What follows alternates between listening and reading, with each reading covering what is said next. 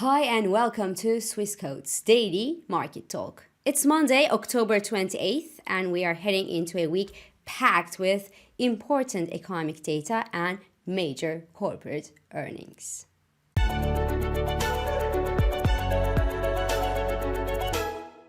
But first, oil kicked off the week with a more than 4% slump after Israel attacked the Iranian military facilities over the weekend. Now, investors breathed a sigh of relief as, one, the attack was more restrained than many expected, and two, Israel targeted the military facilities of Iran and not the country's nuclear or oil infrastructure. And the cherry on top of all of this, Iran didn't vote to respond in a clear sign of de-escalation, or at least not a re-escalation of the tensions in the Middle East region. As such, the US crude slipped immediately below the $70 per barrel level at the start of this week and traded as low as $68 per barrel level, and Brent crude fell below the $73 per barrel level. And the only thing that was keeping oil bulls on alert, which was the geopolitical tensions near the $70 per barrel level for the US crude, has gone up in smoke. And trend and momentum indicators are negative, and the RSI indicator now hints that we are far from oversold market conditions at the current levels. Hence, this means that the medium-term outlook for US crude is bearish, and oil bears will certainly make another attempt on the $65 per barrel support in US crude tested back in September and eventually challenge the $70 per barrel support in Brent crude. And not helping, the Chinese industrial profits fell 3.5% from January to September this year versus a meager 0.5% printed a month earlier. And petroleum and other fuels and ferrous metal smelting turned from profits to losses.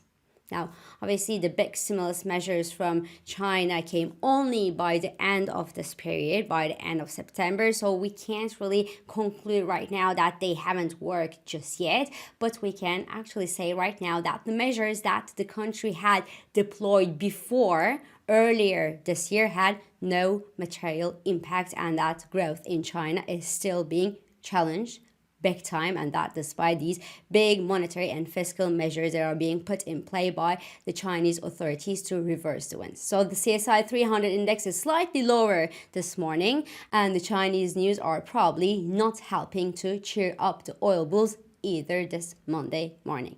Now we are still in Asia.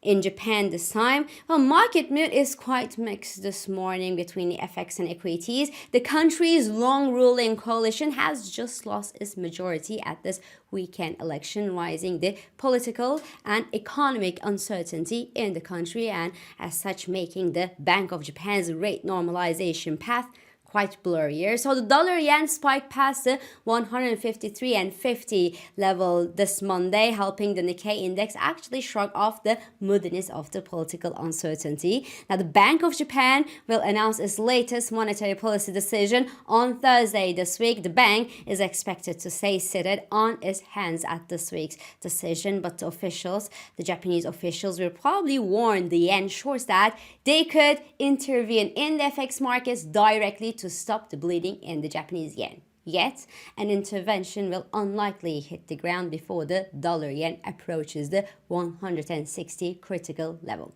Hence, the Japanese yen probably has room to further weaken, especially if the BOJ softens its tone to counter the political uncertainty of the moment.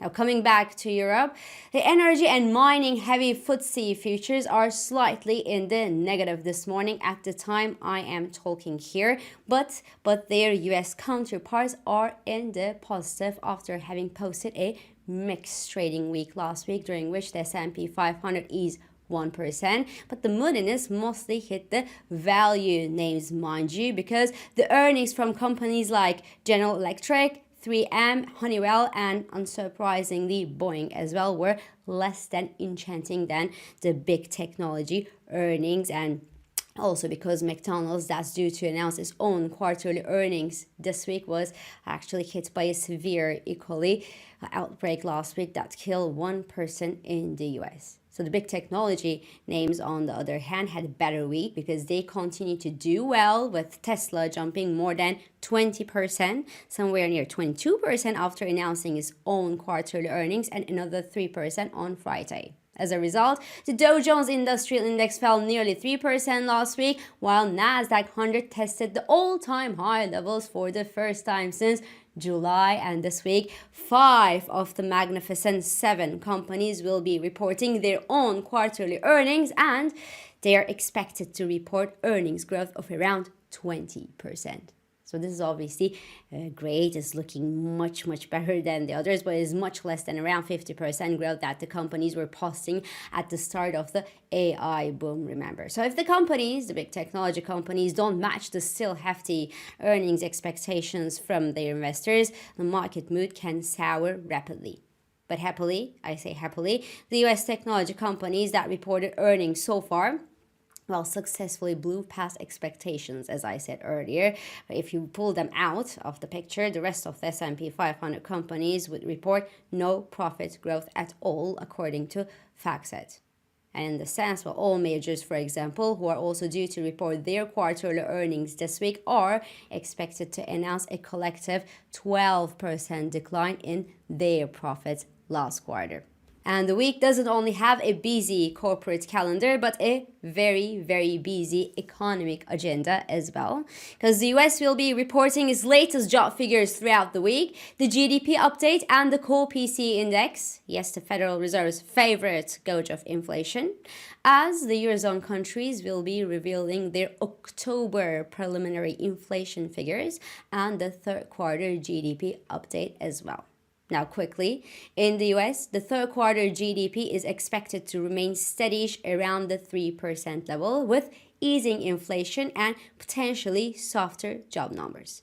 Meanwhile, here in Europe, the Eurozone's growth might actually show a slight uptick in the third quarter, with core inflation edging down in October, while the headline inflation is expected to have ticked a little bit higher to 1.9%. Still below the 2% target, but still at 1.9%. Now, zooming into Fed expectations, figures in the US more or less in line with expectations should actually keep the expectation of a 25 base point cut from the Federal Reserve in the November meeting in check, but improved European data this week from the Eurozone could scale back the dovish European Central Bank bets, where we actually saw a rising possibility of accelerated rate cuts in the Eurozone. So the Euro-dollar kicks off the week below the 108 mark this morning, and actually having stepped into the oversold market conditions. Hence, any positive news from the Eurozone could eventually help the Euro-dollar post a minor recovery at the current levels. But still, keep in mind that the medium-term outlook for the Euro-dollar remains quite bearish, and this is due to the fact that we have this clear divergence between a resilient US economy and sluggish European economies. So price rallies that we might see in the Euro-dollar should see resistance near the 108.70 level that matches the minor 23.6% Fibonacci retracement on September to October sell-off, and near 109.35 level, which is the major 38.2% Fibonacci resistance to the actual bearish trend.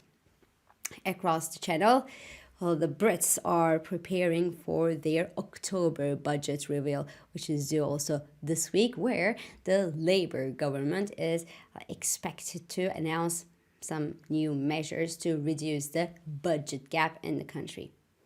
And we know that there will probably be some tax increases for big companies and also for the wealthy individuals in the country, which could somehow hurt feelings of some layers of the economic tissue in Britain. Now, the British 10-year gilt yield has been pushing higher lately, but that was basically due to the global macroeconomic issues along with other Western economies' yields. But if there is no major surprise this week or no major reaction or overreaction to the budget announcement, the market's attention should actually remain on the Bank of England and the Bank of England's easing plans, which became much more pronounced and much more sensible over the past few weeks due to the Governor Bailey's unusually confident and dovish remarks. As such, cable could see a relief rebound this week on a potentially smooth budget announcement, but the pound sterling offers will likely remain strong near the 130 psychological level against the US dollar unless